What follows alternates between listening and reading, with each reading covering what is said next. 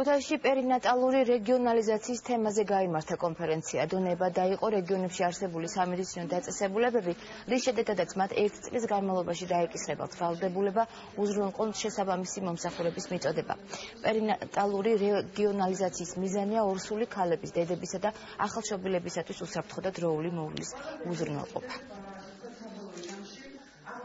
ეს რეფორმა თავისთავად შეიცავს ძალიან მრავალ კომპონენტიანი არის. ერთ-ერთი კომპონენტი არის ზუსტად სერვისის დონეების განსაზღვრა დაწესებულებებისათვის შემუშავდა სტანდარტები, დონის შესაბამისი სტანდარტები და განისაზღვრა ის მდგომარეობები, პაციენტის ის მდგომარეობები, რომლებიც უნდა იქნეს მიღებული თითოეულ დონეზე. რეგიონალიზაციის პროგრამით ყველაფერი არის გაწერილი, რომელ დაწესებულებას რა პათოლოგია შეუძლია გაართვას თავი და რომელი თავიდანვე უნდა გადააგზავნოს უფრო მაღალი დონის დაწესებულებაში.